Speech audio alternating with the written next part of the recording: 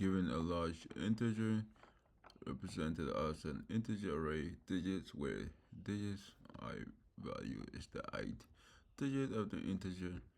The digits are ordered from most significant to least significant in left to right order. The large integer does not contain any leading zeros.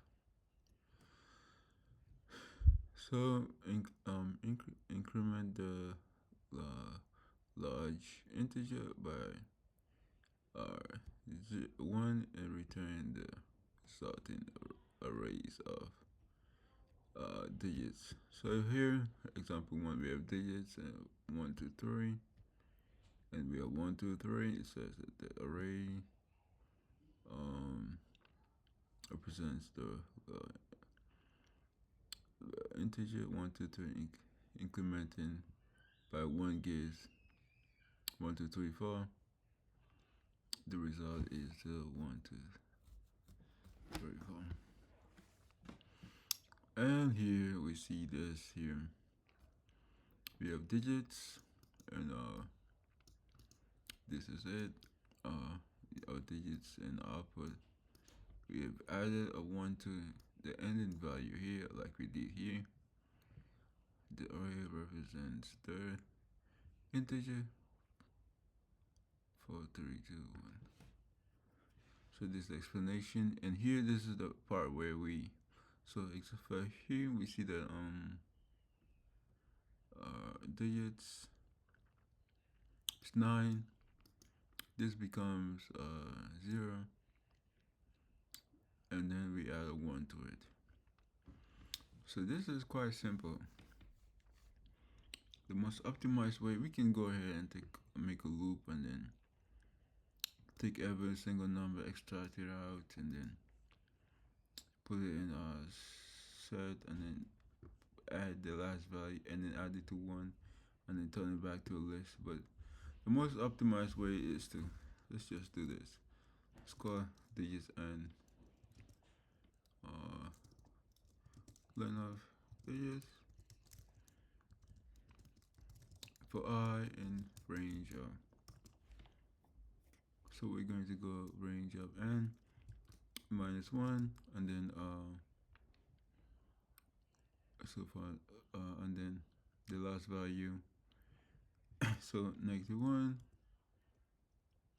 So we're going to stop at -1 once we get past 0, meaning we have to do 0. And then 1, we go backwards. So now let's look. So if digits I is less than 9,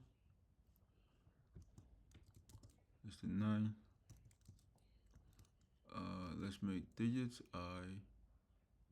Hold on. Let's add 1 to digits I. Digits I value, and now it equals to 1.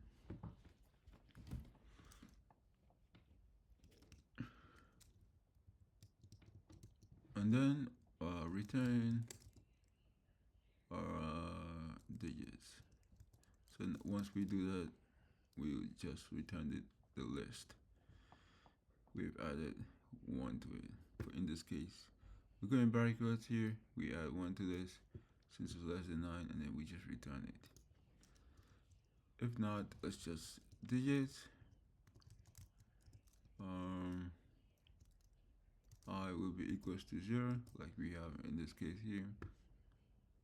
And then, so also in this case, we're going to return. Let's put 1 in front of it plus our digits.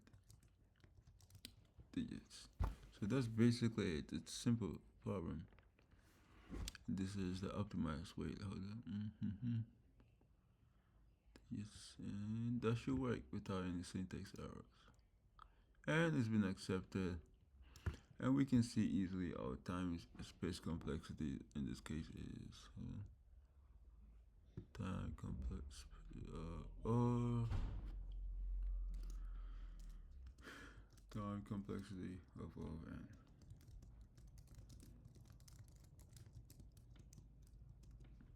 Let's summate to see if it's going to pass all cases, and it's been able to pass all cases.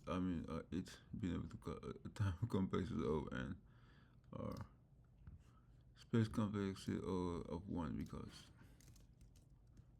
space complexity of complexity of 1. And that's it for this problem. It's an easy problem, but with the basic fundamentals of arrays.